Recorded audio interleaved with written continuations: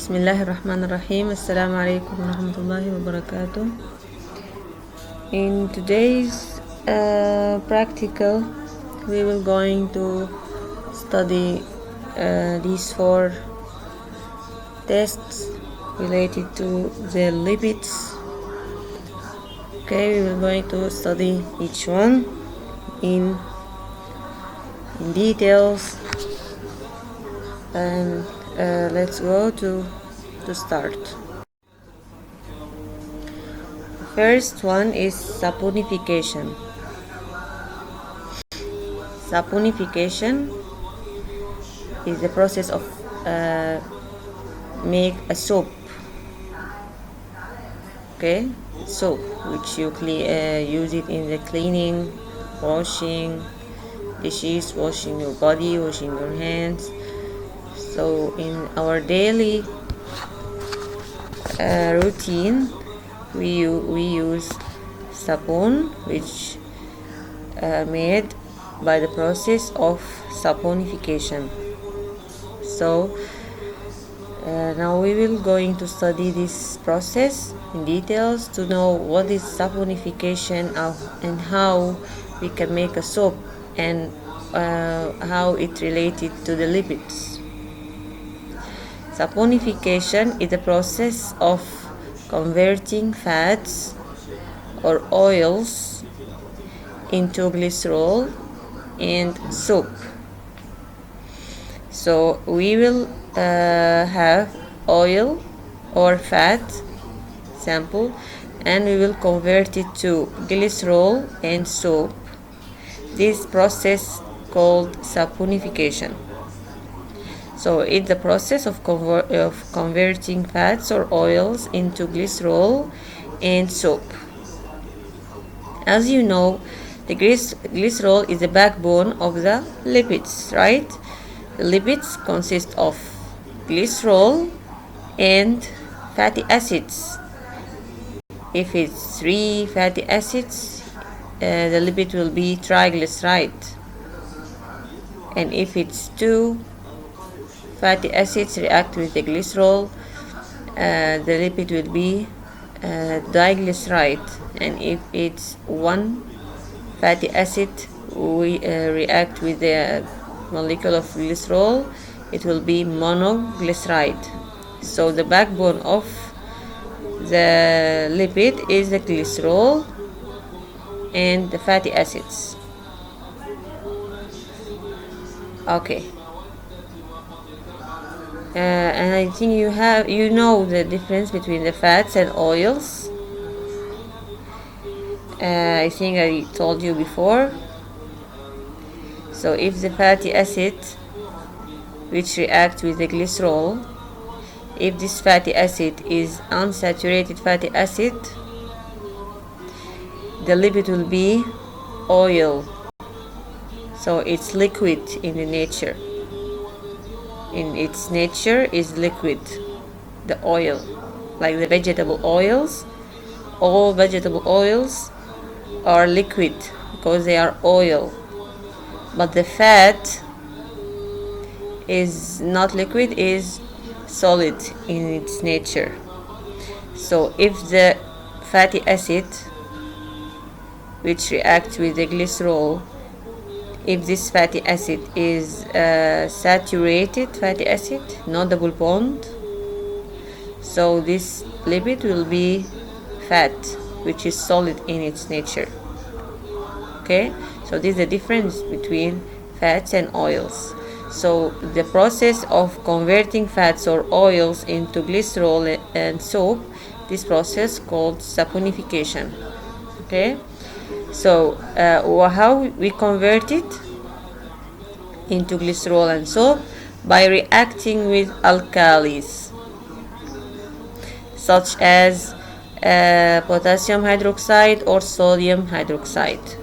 So we will need sodium hydroxide and or potassium hydroxide to make a soap, to converting fats or oils into glycerol and soap. Okay, this is a brief explanation of its chemical reaction. This is an explanation for the chemical reaction of saponification.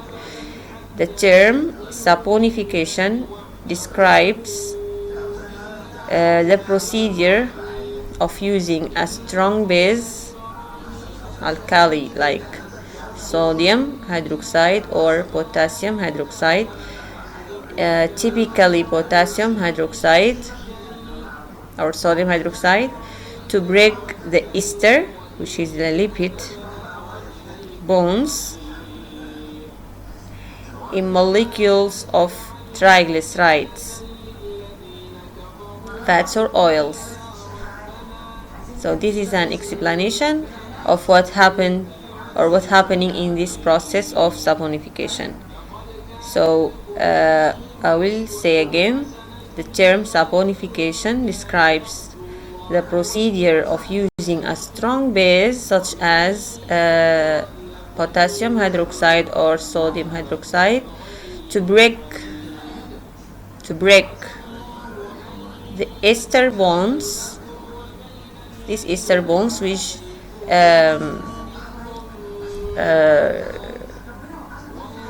the triglyceride or not triglyceride, I mean the fatty acid connect with the glycerol by the ester bonds, right?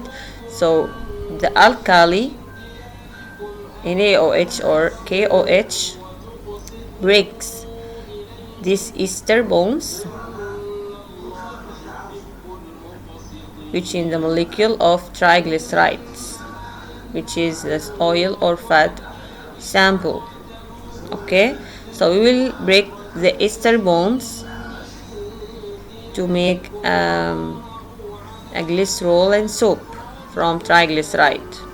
This is a process of saponification by using alkali or a strong base like NaOH or KOH. Okay, so triglyceride, this is the equation: triglyceride plus 3 molecules of NaOH, sodium hydroxide, to give a glycerol plus 3 molecules of soap.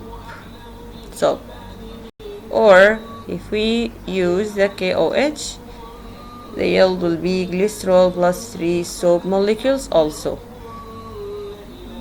Okay, so why we use 3 molecules of sodium hydroxide or potassium hydroxide? Okay, if you remember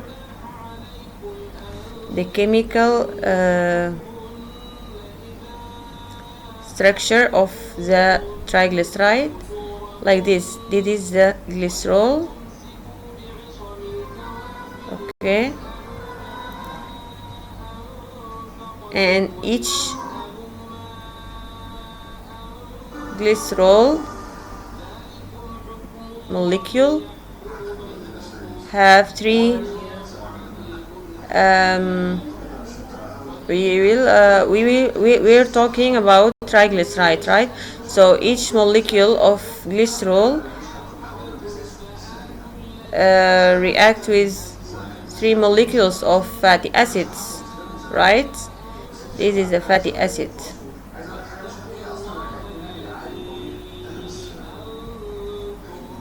Okay, 3 molecules of fatty acids. Because of that, we have here 3 ester bonds to break right here by the KOH or NaOH. Okay, instead of these fatty acids, we will, after breaking the ester bonds, the glycerol will remain or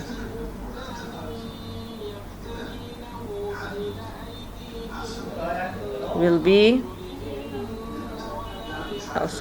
wait like this OH.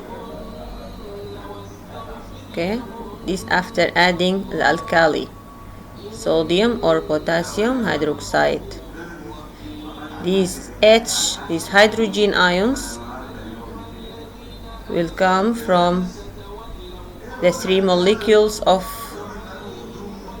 the sodium or potassium hydroxide. Okay, so for each one molecule of triglyceride, we need 3 molecules of sodium or potassium hydroxide to give the soap. Okay, here this is the triglyceride, it is the glycerol, which is react with the 3 fatty acids molecules through these ester bonds. Okay, after we adding the alkali or the strong base like potassium or sodium hydroxide, 3 molecules plus heat, this is the glycerol. The yield will be glycerol plus the salt of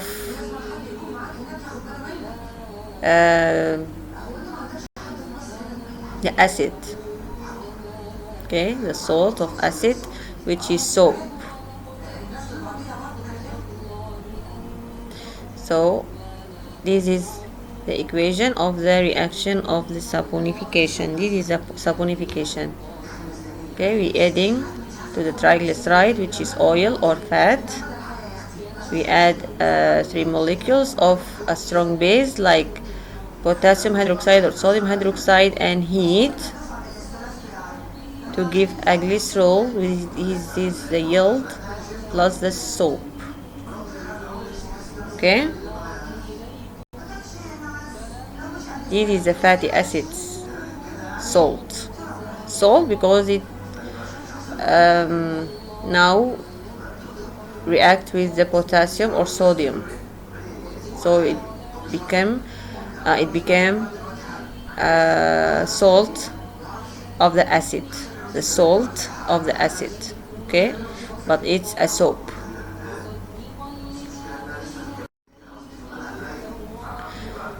So we can use sodium or potassium hydroxide. So that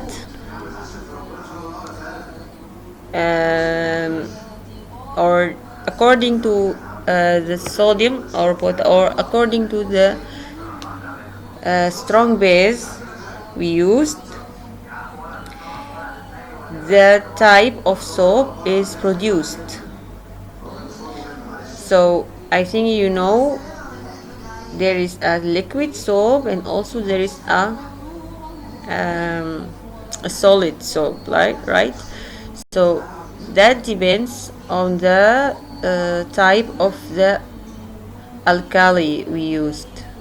If we used sodium hydroxide, so the soap or the type of soap will be the hard soap.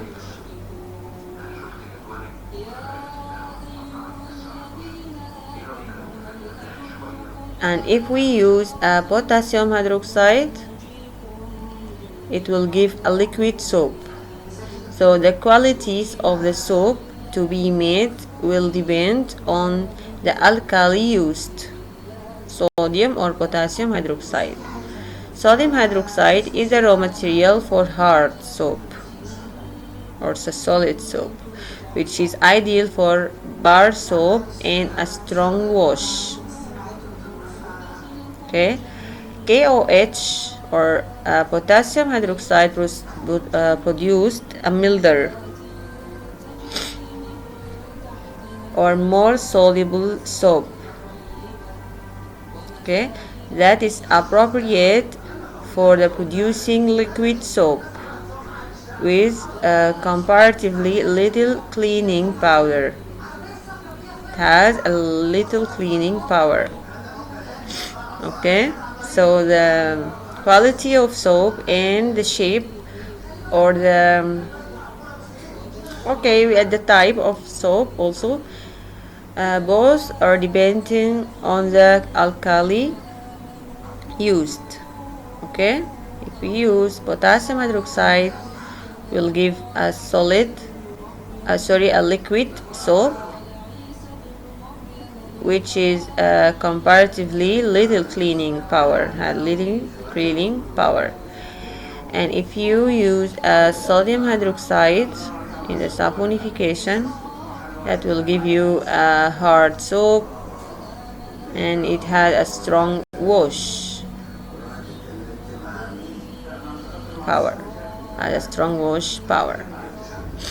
Okay, now we are going to study the test called saponification value. Now you know the saponification, and I sent you in the platform a video, or no. Okay, yes, I sent you a video about saponification value in the platform. You can go to watch it to know the procedure in the lab.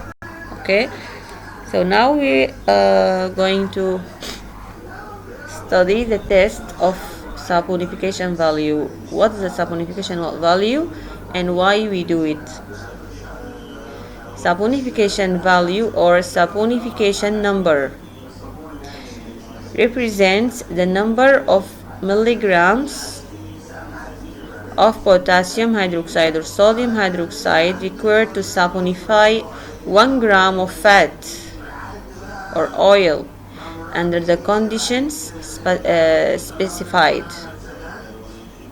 So now you know the saponification process. We adding alkali, sodium hydroxide or potassium hydroxide to saponify the liquid, the oil or the fat sample.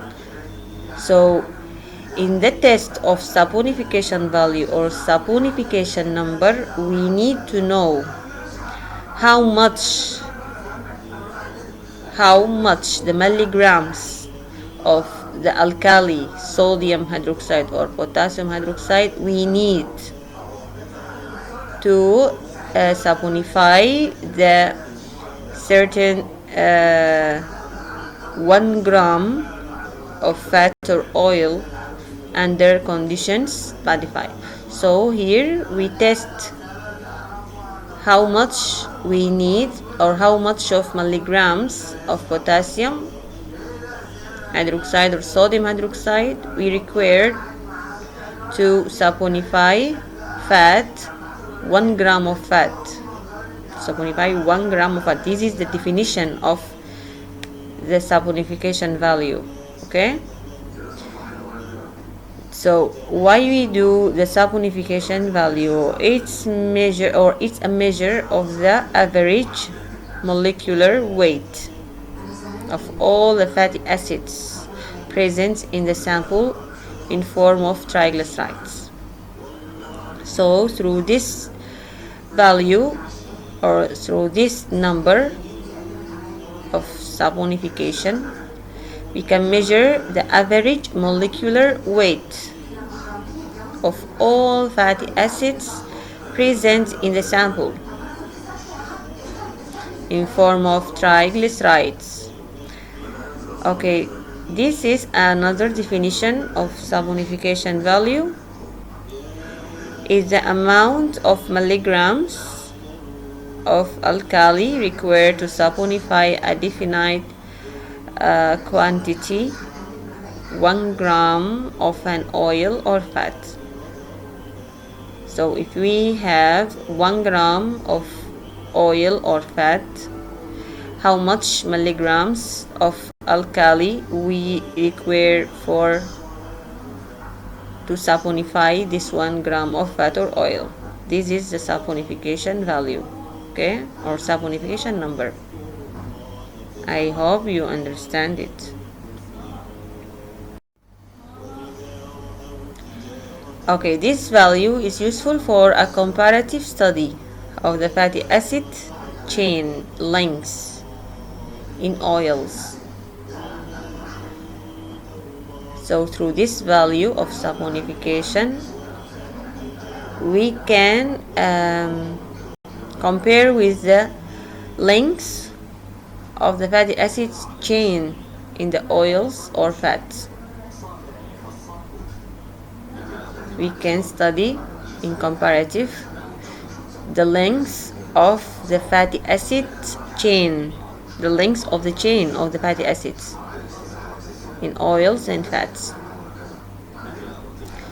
Or in other terms, we can say we can know if the oil or the given oil have long fatty acids or short fatty acids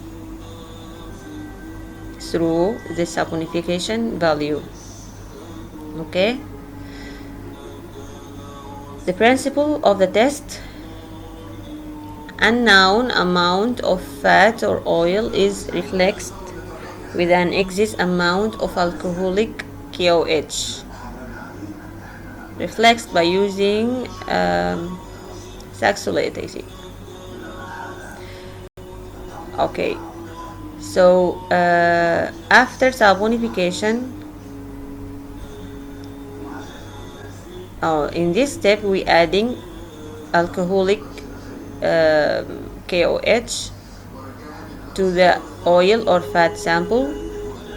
Okay, and the saponification will occur. Okay, or will happen. After saponification occurs, the amount of KOH is estimated by the titration against standard acid. So what happened here? We adding excess amount of alcoholic KOH. Excess. That means more than we need to saponify. More than we need to saponify the oil. So there is some KOH is left without reacting with the lipid, right? Because it exists KOH more than we need to saponify. So this exists KOH we will estimate it by the titration against the standard acid. After we titrate, we can give or after we do the titration with the standard acid, this will give the amount of KOH utilized or used for the saponification. Okay, I can repeat it again. The unknown amount of fat or oil, say it's a gram, 1 gram of fat or oil, okay, is reflexed with an excess amount of alcoholic KOH. We will add excess amount of KOH to a known amount of oil or fat.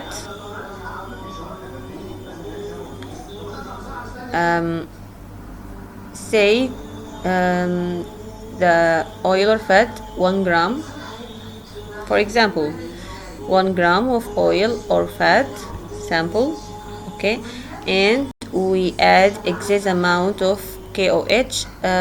Say if we need to if the 1 gram saponified by 10 milliliters of KOH, here we adding 20 milliliters of KOH, so we add excess amount here.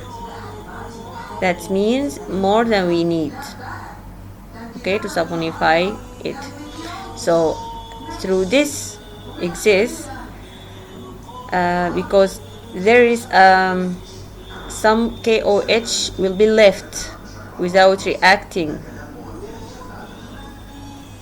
with the fatty acids, so this excess amount will be titrated or will be estimated by the titration against the standard acid. So we will titrate the KOH against the standard acid to estimate the excess KOH.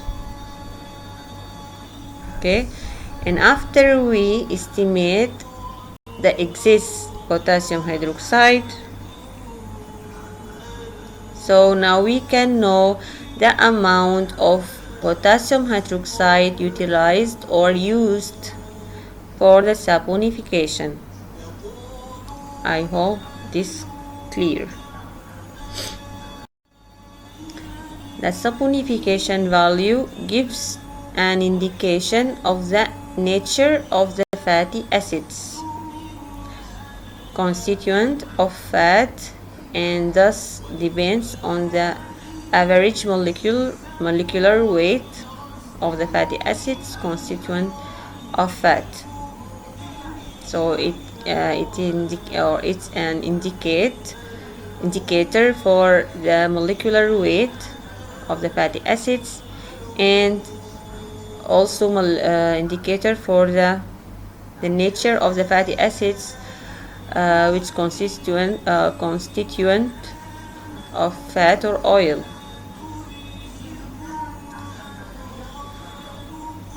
The greater, here this is the explanation for how the saponification value is indicator for the molecular weight and the nature of the fatty acids in the fat or oil.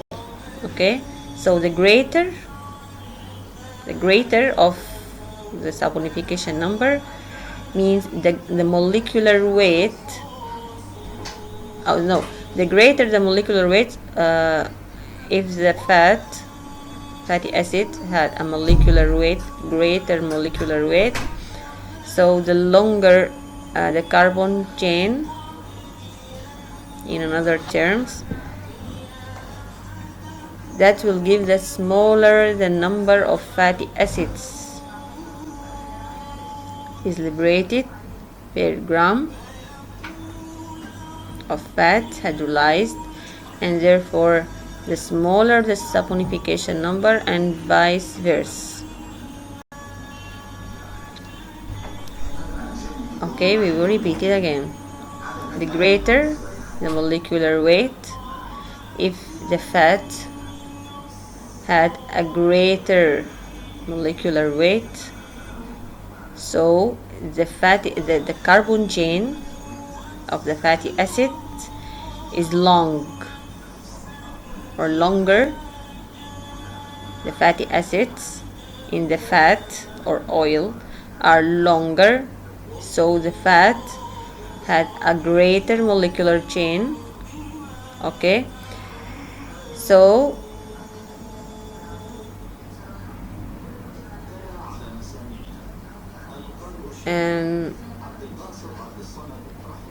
the smaller number of fatty acids is liberated. I hope you imagine that.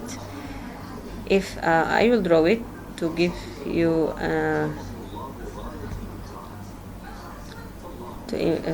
some idea to imagine that. If here we have an oil molecule, okay, so this oil consists of fatty acids and glycerol, right? So inside this fat oil or fat molecule, there is a fatty acids. Okay, say this is the chains of the fatty acids. Okay, so oh no, this is, I will draw another shape.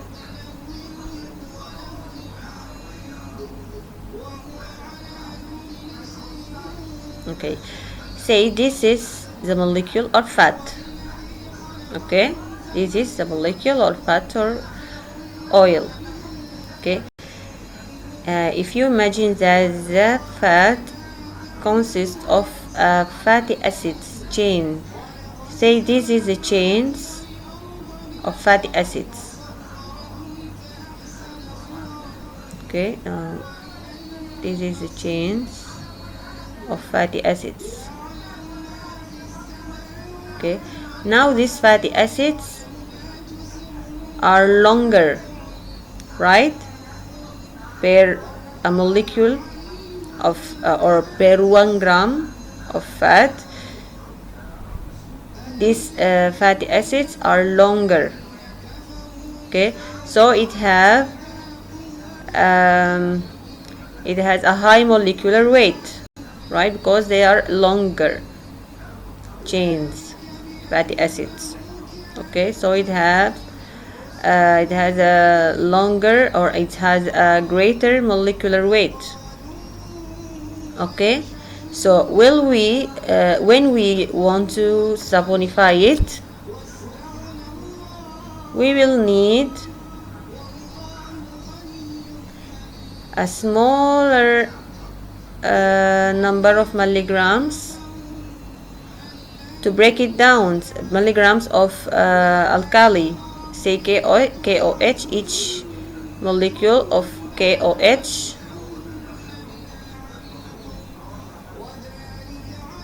required to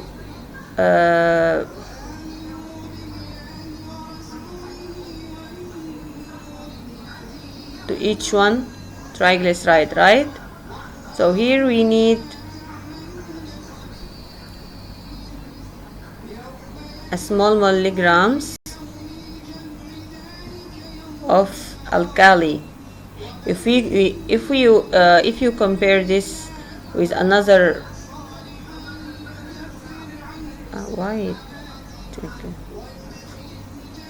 if you compare it with another molecule of oil, have the same weight, 1 gram, say it 1 gram of another oil sample, but it has a smaller molecular weight, and it has a smaller fatty acid chain.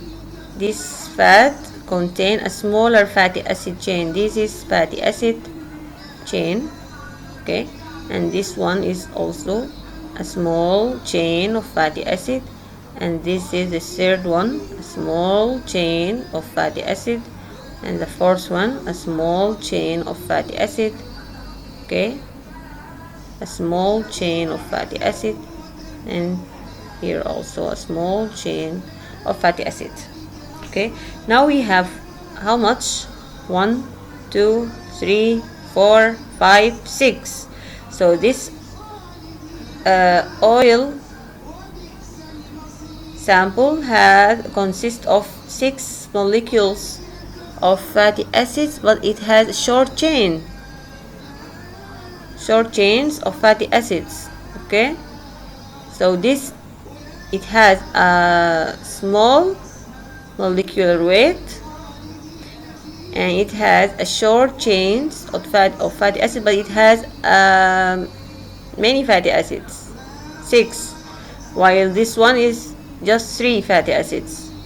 So here we will need more of alkali to saponify, right? KOH here, and also KOH here. This, for example, just to imagine what happened. Okay, and here also KOH, and so on.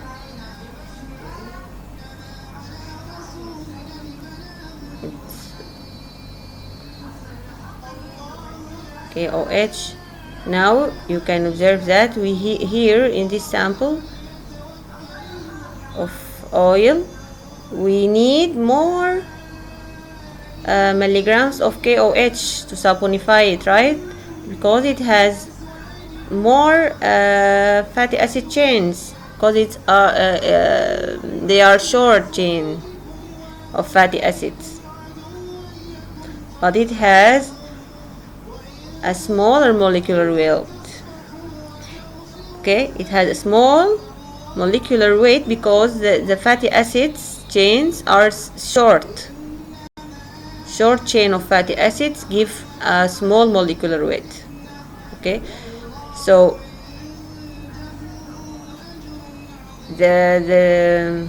The summary is, if the oil had a small molecular weight and thus a short chain of fatty acids, so the number of saponification value will be greater or will be high. The number of saponification, or we can say the saponification value, will be high, because the saponification value is the number of milligrams of the alkali which required to saponify 1 milligram or 1 gram of fat, right? So in this 1 gram of fat, we need more of alkali to saponify it, because it has short chain of fatty acid, but they are many you can say many chains of fatty acids. So in the situation of the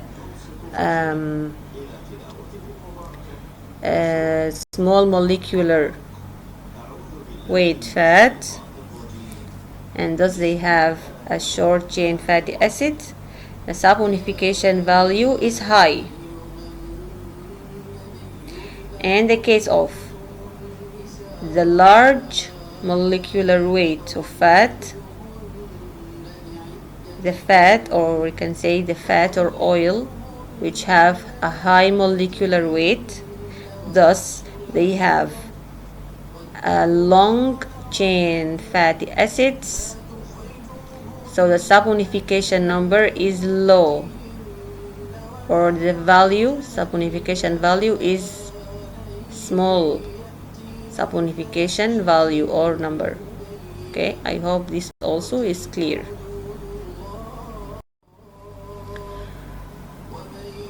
This is an explanation, very simple words we can understand.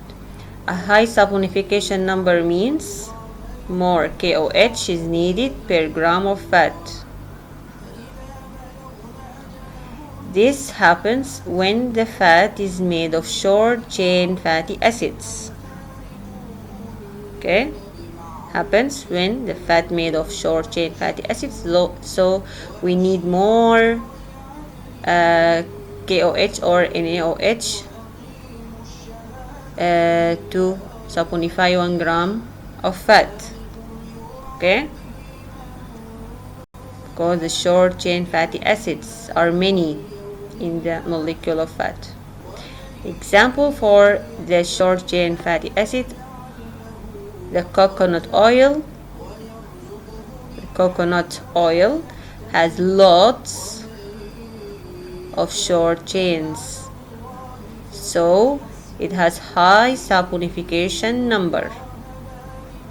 A low saponification number means less KOH is needed per gram of fat. This means the fat contains long chain fatty acids. Example for this: olive oil has longer chains, so it has a high molecular weight, right? So because of that, it has a lower saponification number. Okay, the materials of the test of saponification value: fats and oils, olive oil, coconut oil, sesame oil, and butter. These samples for the test as example. Fat solvent, equal volumes of 95% ethanol and ether is solvent for the fats. Alcoholic KOH 0.5 mole per liter. Reflex condenser, boiling water bath, phenolphthalein.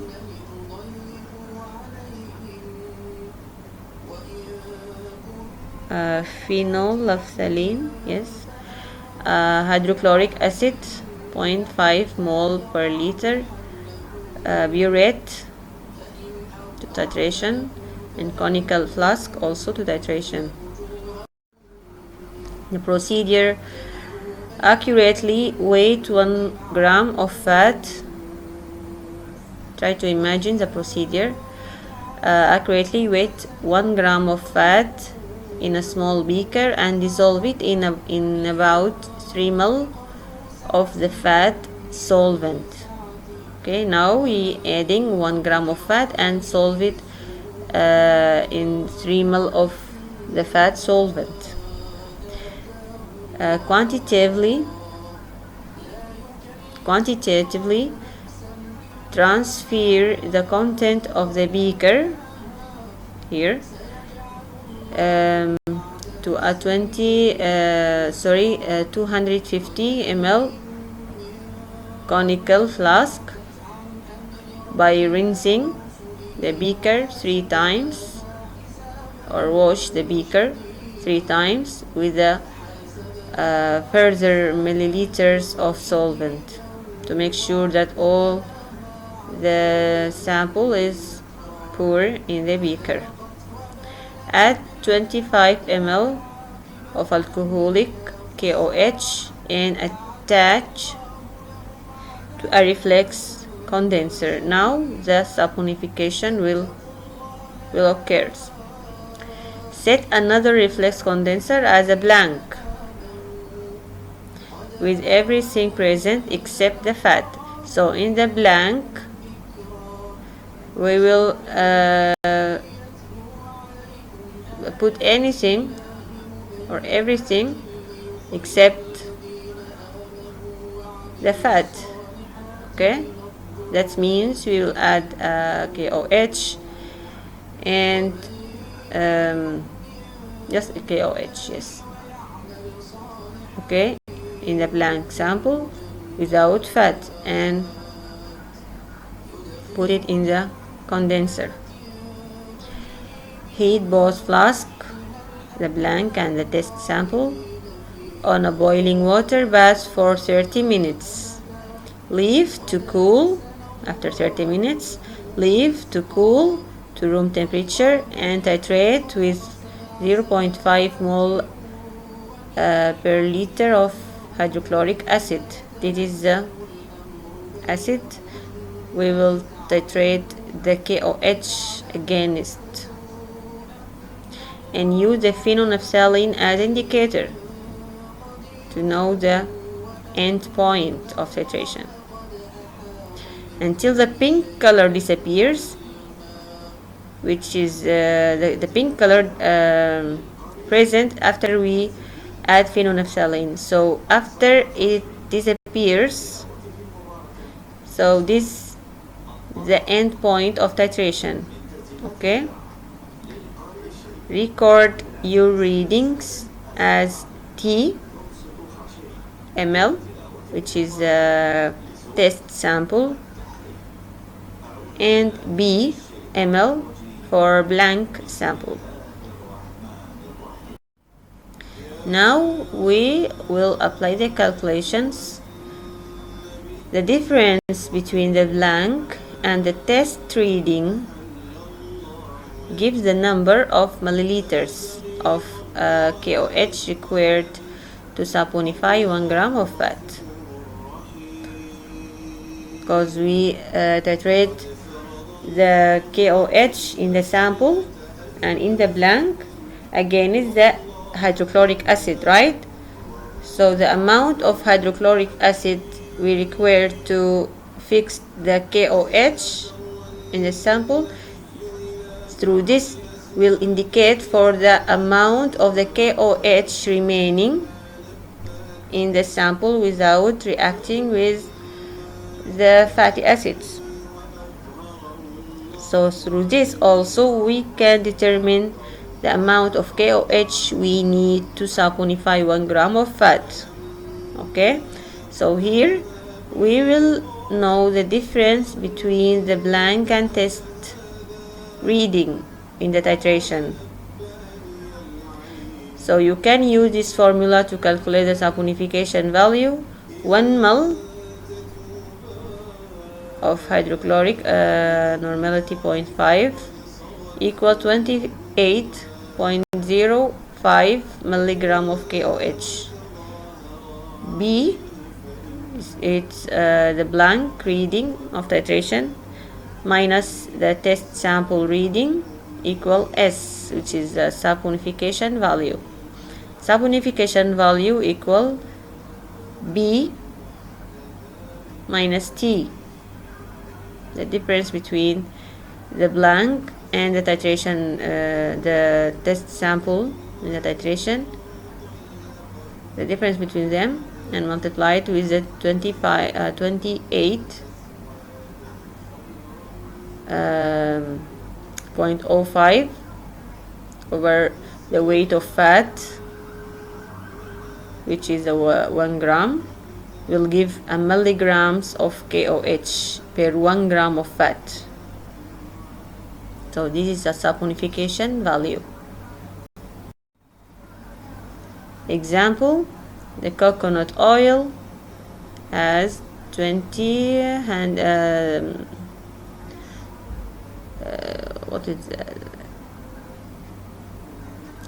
250 to 260 milligrams of KOH per 1 gram of fat. That means the coconut oil needs 250 to 260 milligrams of KOH to saponify 1 gram of coconut oil. And the olive oil saponification value is 185 to 196 milligrams of KOH per 1 gram of oil. So the olive oil required 185 to 196 milligrams of KOH to saponify 1 gram of olive oil. Okay, so as I said to you, when the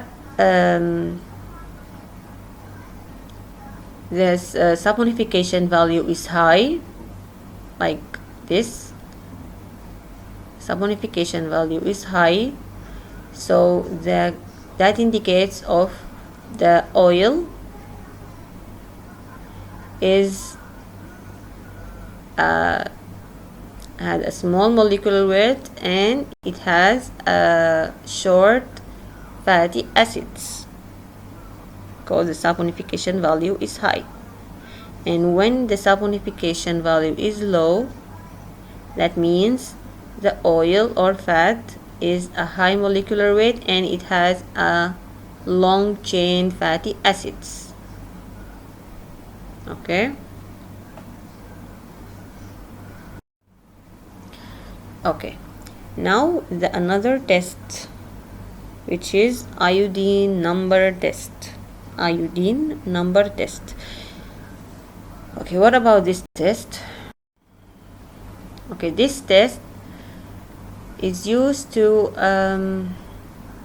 detect the amount of unsaturated fatty acids present or represent in the fat or oil sample. Before, I think in practical number 7, you study the bromine test, which is detect for the testing for saturation or unsaturation of oil or fat, right? If the fat or oil has a saturated fatty acid or not, or unsaturated fatty acid or not.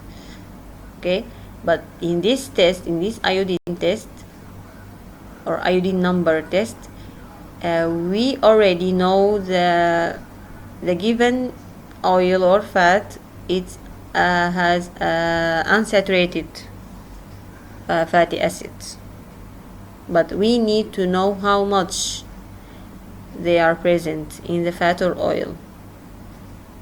Okay, so we need to know how much the unsaturation is. Okay, to remember, the saturated fatty acid, which has no double bonds in their chains.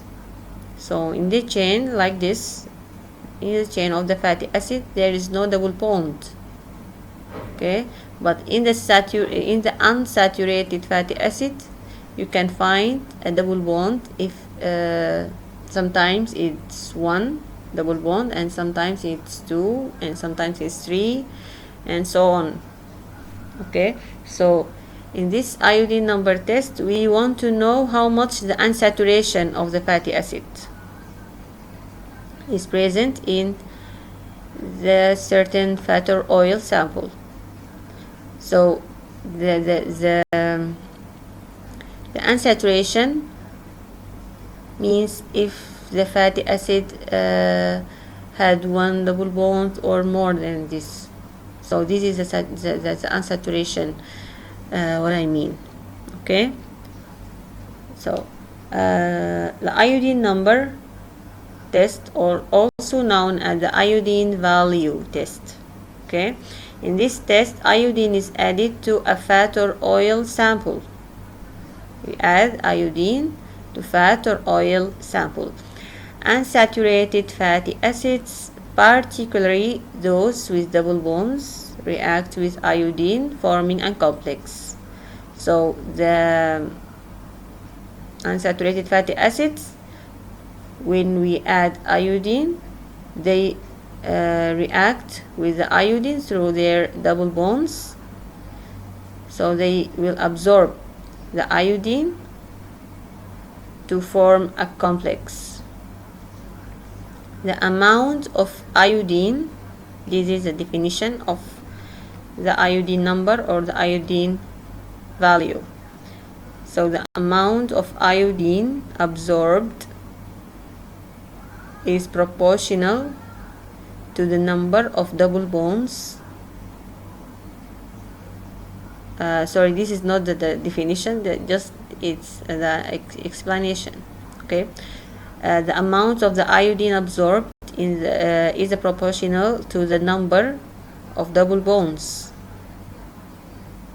We can indicate the number of double bonds through the amount of iodine absorbed in the sample.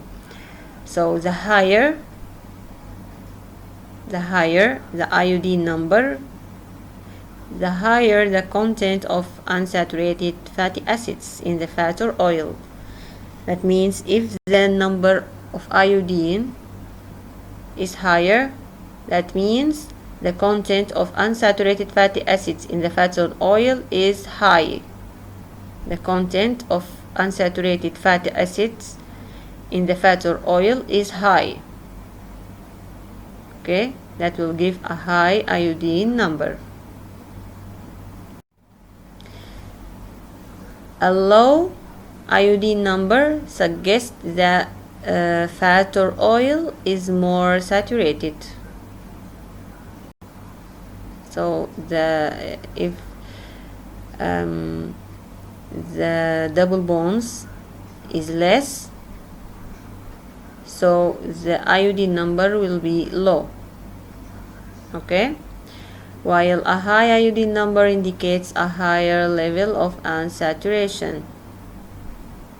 A low iodine number suggests the fat or oil is more saturated, while a high iodine number indicates a higher level of unsaturation. So the definition of the iodine number or the iodine value is defined as the number of grams of iodine that can be absorbed by 100 grams of the fat or oil sample. The iodine value is defined as the number of grams of iodine that can be absorbed by 100 grams of the fat or oil sample. So how much the fat or oil absorb iodine, that will indicate how much is saturation or unsaturation. So the materials needed: fat or oil sample about 0.1 to 0.2 grams, iodine solution, example iodine monochloride or iodine in a solvent like acetic acid.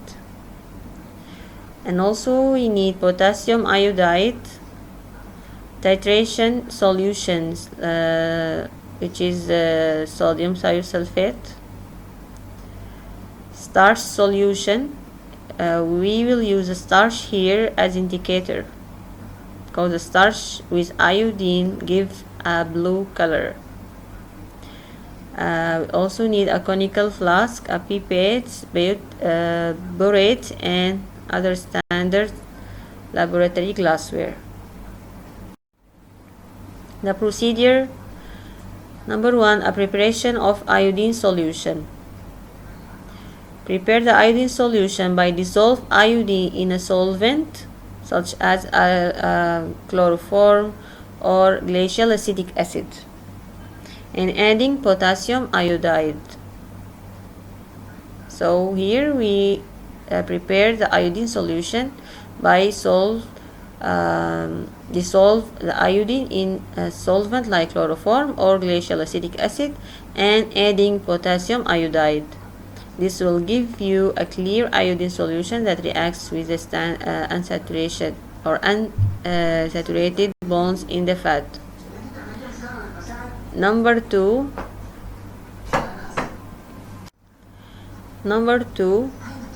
weigh the sample. Accurately weigh about 0.1 to 0.2 grams of the fat or oil sample and record the exact weight. Number 3, dissolve the sample. Dissolve the fat or oil sample in a known volume of chloroform or glacial acetic acid, usually around 25 ml. Okay, then we dissolve the sample, we record the weight of the sample, and we prepared the iodine solution. Now add iodine solution. Add 25 ml of iodine solution, which is prepared in step 1, to the flask containing the sample. The iodine should be in excess. Also, the iodine here should be in excess. That means more than we need. Okay, to ensure it reacts with all the unsaturated fatty acids present. Okay. Number 5, shake and allow reaction. Close the flask and shake it well. Allow the mixture to stand in a dark place because the reaction should be happen in a dark place to avoid decomposition of iodine by light for about 30 minutes to ensure the complete reaction between the iodine and the double bonds in the fatty acids. Okay, so the reaction between the iodine and the double bonds in the fatty acids need a dark place and it takes 30 minutes. Okay, so after 30 minutes add potassium iodide solution.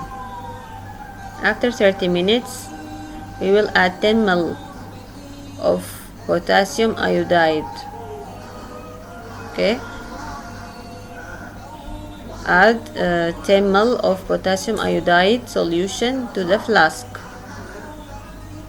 This will help release the iodine from the fatty acids, making it easier to measure.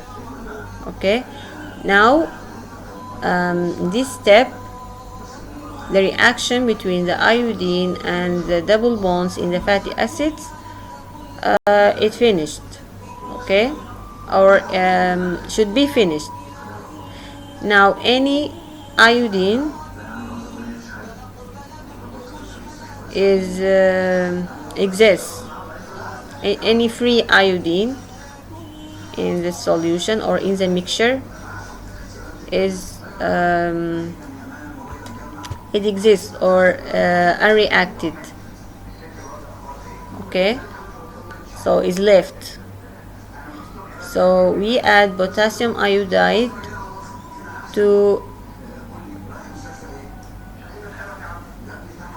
we can say to quantify the iodine, because we will try titrate it in the next step. Here the equation. The excess iodine, which is in the form of iodine monochloride, this is the iodine solution we add to the sample, right?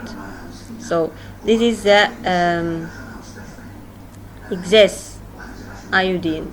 It remains after all the iodine react, or the iodine reacts with all the unsaturated fatty acids. All the unsaturated fatty acids, or all the double bonds. Here, for example, you can say this is the double bonds in the fatty acid, and all the iodine react with all the double bonds broken with by the iodine, and remain some iodine without reacting, because we add excess iodine. We add more than we need. Okay, so some iodine remain without reaction, or we can say some iodine is left without reaction in the form of iodine chloride or monochloride. Okay, so when we add a potassium iodide to the mixture after 30 minutes, we add a potassium iodide. Now to give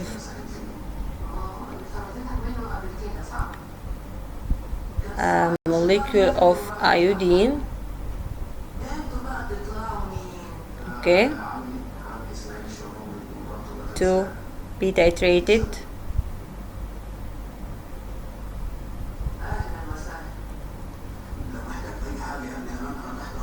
So this iodine we quantify to titrate it in the next step. Okay, so we will going to the next step, titration with the sodium thiosulfate. So here we will titrate the excess iodine remained or left in the mixture. Again is the sodium thiosulfate, to know or to estimate the amount of iodine is left, so we will know the amount of iodine we required or absorbed through the unsaturated fatty acid, or by the unsaturated fatty acids. So in this step, add 2 to 3 drops of starch solution. Here we use it as indicator, which will turn blue in the presence of iodine. So we will add starch solution 2 to 3 drops to the mixture. Now titrate the iodine excess with the sodium thiosulfate solution, usually with a normality of 0.1, from bio9 until the blue color disappears. This is the end point of titration. So indicate that all free iodine has been reacted. Then record the volume of sodium thiosulfate used. Note the volume of sodium thiosulfate solution in ml used to reach the end point. Okay, here these equations to show you this is the double bond in this unsaturation or unsaturated fatty acid in the sample. or in the oil or fat sample, and when we add excess of iodine monochloride, the iodine react and break the double bond in the fatty acid. Okay, and then the remaining iodine monochloride will react with the potassium iodide to give iodine molecule, and we will titrate this one with the sodium thiosulfate, and we will use a starch solution as indicator, and then we will note the volume of sodium thiosulfate in ml to reach the end point and to know how much we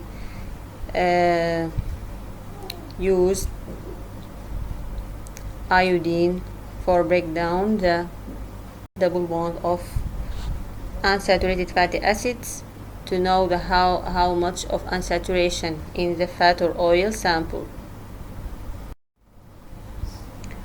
Then here the calculation of iodine number.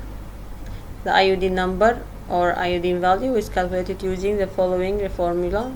Iodine number or iodine value, IV, equal V1 minus V2 multiply 12.69 over weight of the sample per grams, where the V1 is the volume of sodium thiosulfate in ml used for the blank titration. Remember, we use a blank, and we use also a sample. Okay, so we will know the difference between the blank and the sample in the titration value. So the B1 is for the thiosulfate in ml used for the blank titration, and V2 the volume of sodium thiosulfate in use for the titration of the sample, and N, which is the normality of the sodium thiosulfate. 12.69 is a constant that accounts for the iodine content and stoichiometry of the reaction.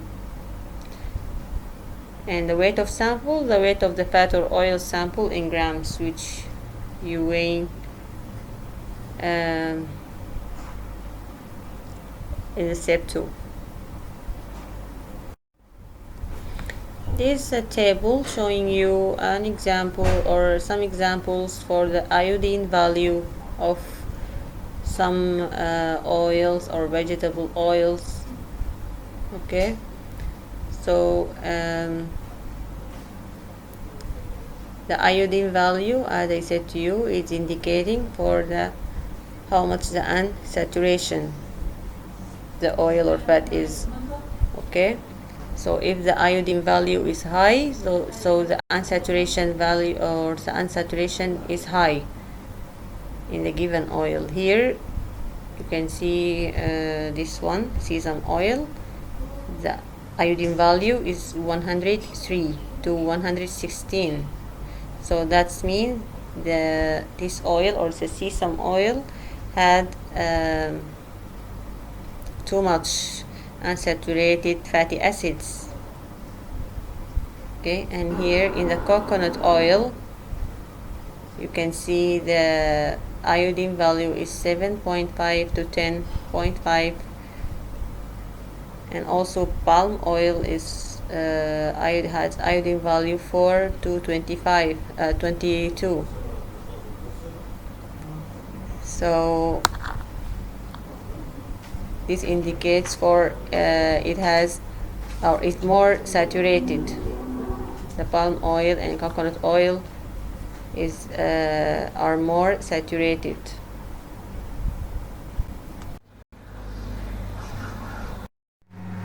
Okay, now we're going to study another quantitative test, which is acid value or acid number. It's known as acid value. The acid value is defined as the number of milligrams of potassium hydroxide or sodium hydroxide required to neutralize the free fatty acids present in 1 gram of fat. The number of milligrams of potassium hydroxide required to neutralize the free fatty acids present in 1 gram of fat. So here we have some samples of fats or oils, okay, and we want to know the amount of the free fatty acids present in this oil or fat. If you don't know the free fatty acids, that the fatty acids are free in the oil or fat. They come from rancidity of the fat or oil. So this rancidity, if it's hydrolytic rancidity or oxidized rancidity, it yields a free fatty acids which are danger for the health in the fat or oil. Okay, so it's a relative measure of rancidity. So we can measure the rancidity of the oil or fat, as free fatty acids are normally formed during decomposition of triglycerides. Decomposition, or what it's called, hydrolysis of triglycerides. It's normally it can be happen, or it can happen normally by the enzymes, lipolytic enzymes in the oil or in the food. Lipase in the oil or in the food can hydrolyze the triglycerides and give a free fatty acids, and also some bacteria can also decompose the triglycerides and give a free fatty acids. And also, if the oil or fat is had poor storage, or it's direct to the moisture, also the triglyceride will hydrolyze to free fatty acids. So all of these called rancidity. Okay, so we can measure the rancidity by measuring the free fatty acids, or the amount of the free fatty acids in the given oil or fat sample. So through this acid value test. So the acid value is the number of milligrams of potassium hydroxide required to neutralize the free fatty acid present in 1 gram of fat. The principle of the test: the acid value is determined by directly titrating the oil or fat in an alcoholic medium against standard potassium hydroxide or sodium hydroxide solution. So here we do not making soap, we do not saponify the oil, but just we neutralize the free fatty acid, because we will do a direct titration between the oil or fat in alcoholic medium against the sodium or potassium hydroxide. Okay, so this is a direct titration, so to neutralize the free fatty acids. To know to neutralize the free fatty acid by the sodium or hydroxide or potassium hydroxide. Okay, to know how much the oil or fat contain free fatty acids. Okay, analytical importance. The value is a measure of the amount of fatty acids which have been liberated by hydrolysis from the glycerides due to the action of moisture, temperature, and or lipolytic enzyme lipase, which is can found natural in the food, and also by bacteria if it's in poor storage. If the food or the oil is had poor storage and contaminated with bacteria or spoilage, it also have lipolytic enzyme lipase, so it can hydrolyze the triglycerides to give a free fatty acids. Okay, also the moisture, the temperature can hydrolyze the glycerides to give the acids or the free fatty acids. Okay, so we can measure the amount of these free fatty acids through the acid value test. The apparatus we need a conical flask with the volume of 250 ml, because we will do a direct titration against alkali potassium or hydroxide, potassium hydroxide or sodium hydroxide.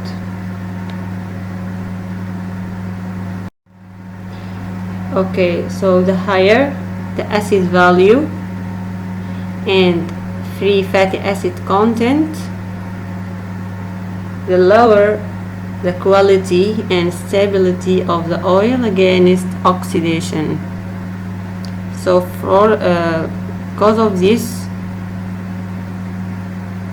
I said the free fatty acids in the oil is danger for the health, because the oil will be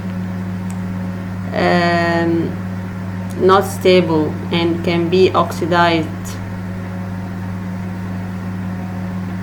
Okay, and this gives some harmful materials, chemical materials, to your body. So the higher the acid value, if the acid value is higher, that means the free fatty acid content is higher also in the oil or fat. And that means the lower the quality of the oil or fat has low quality, and the stability of the oil against oxidation. Okay,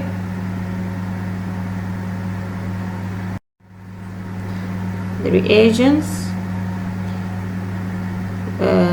we need this group of reagents A, B, C, D, and D.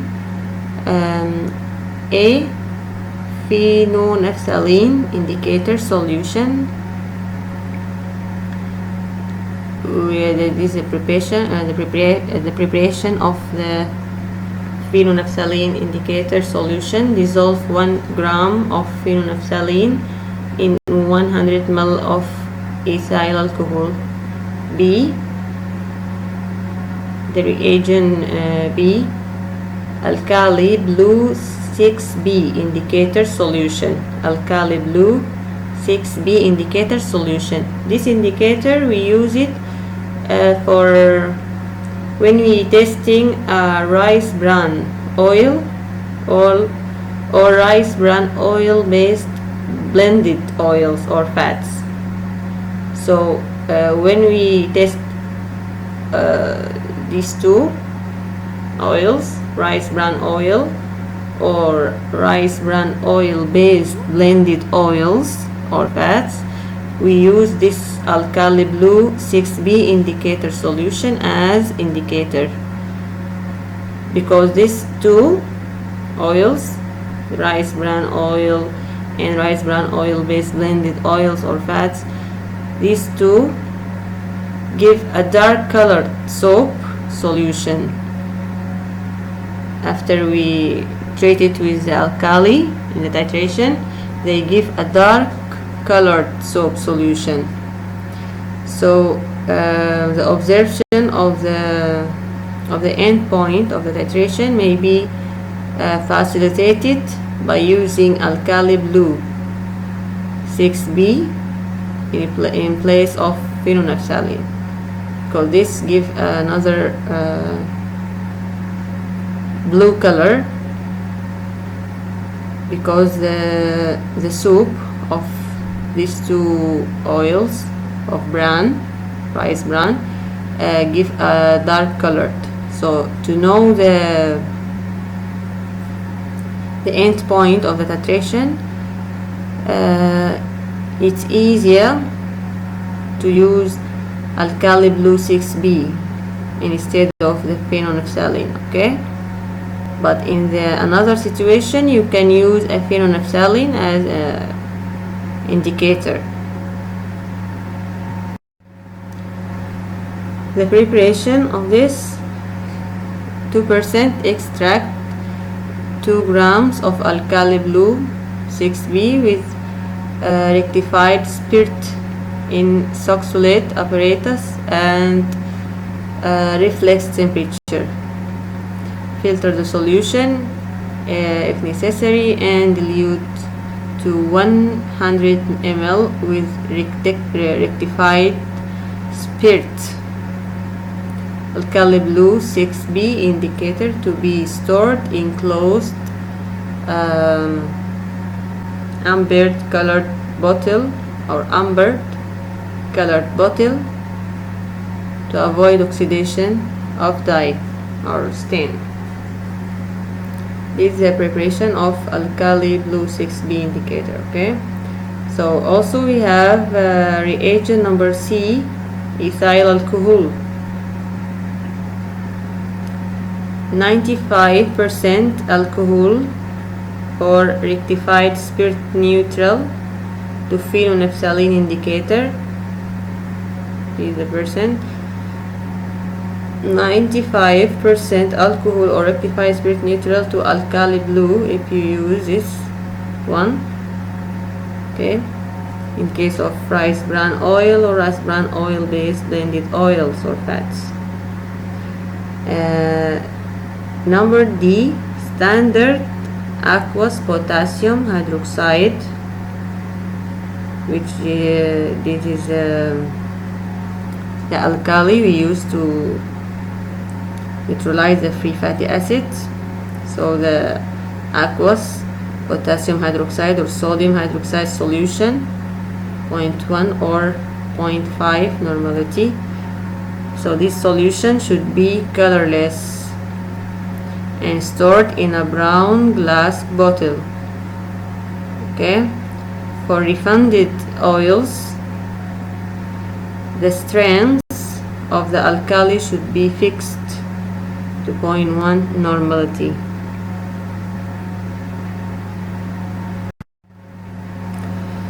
Now the procedure: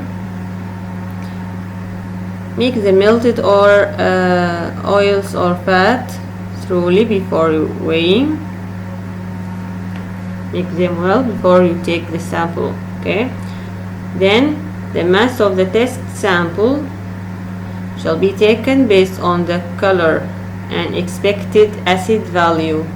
So you can put an expected acid value, and depending on this expected acid value, you can take the weight of the sample of the oil or fat, and following this table below. So this is the expected acid value if it's less than 1, or if it's between 1 to 4, or 4 to 15, 15 to 75, more than 75. So this is the expectation of the acid value, and depending on this expectation, you can take the sample of the oil per gram. Okay, with less than 1 you can take 20. If it's less, the acid value you expect it's from 1 to 4, you can take 10 grams of oil or fat, and so on. Okay, this is the accuracy weighing of test portion. You will take the sample with this accuracy weighing. Okay, following this table, by you put the exception of how you accept, or how much you accept the acid value of this sample. Okay, and then you will take the accuracy weighing for the sample. So okay, weigh accurately appropriate amount of the cold oil sample as mentioned in the above table. You will weigh it in a conical flask of 250 ml, the volume of the conical flask. Okay, and then add 50 ml of freshly neutralized hot ethyl alcohol, because we said we will titrate the oil in alcoholic medium, right? So this is alcohol. Add 50 ml of freshly neutralized hot ethyl alcohol and about 1 ml of phenolphthalein. This is indicator solution, and if you use a rice bran oil or rice bran oil based blends, you can it's better to use alkali blue indicator. Okay, 1 ml of alkali blue indicator. Step 3, heat the mixture. After you add the ethyl alcohol and the indicator, then heat the mixture. You add them to the fat oil, fat sample or oil sample, then heat the mixture for about 15 minutes in water bath, 75 to 80 centigrade. In case of rice bran oil or rice bran oil based blended oils or fats, add 1 ml of alkali blue indicator after heating. Okay, so heat them for 15 minutes in a water bath, and then titrate while hot. While they are hot, the mixture is hot, titrate against the standard alkali solution. If it's potassium hydroxide or sodium hydroxide, so titrate against the alkali solution while hot. Okay, and check well during the titration. The end point using phenolphthalein indicator shall be from colorless to light pink. In the case of you use the phenolphthalein indicator, the end point of titration shall be from colorless to light pink. Okay, and it presenting for 15 seconds, the light pink presenting for 15 seconds, and then you will stop and note the volume of the alkali you used in the titration at the end point. endpoint using alkali blue 6b. If you use this indicator, the endpoint shall be disappearance of blue color, which developed during addition of indicator. So if you use the indicator of alkali blue 6b, the endpoint of titration shall be the disappearance of blue color. So when you add the indicator of alkali 6b, the blue color will appear, and when after titration or the end point of the titration, the blue color will disappears. Okay, here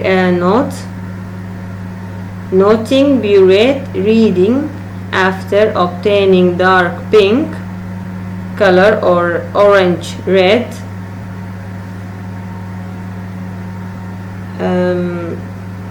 Try to obtaining this reading here after the pink color or the light pink color being a dark or orangish red. You try to obtain this because the end point here should be avoided, as it will lead to wrong result. Okay. Also, the amount of alkali you need to add during the test is less than or equal to 10 ml. This just helps keep the test accurate and easy to do. And then the calculation.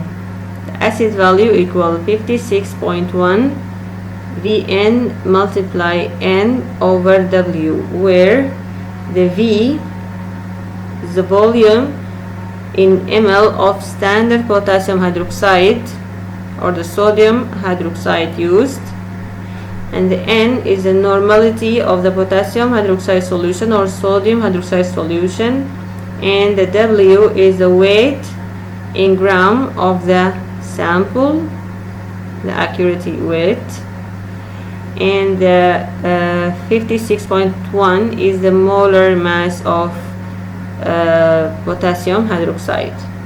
Okay, and then we'll give the acid value, which is the milligrams of the KOH or sodium hydroxide or potassium hydroxide to required to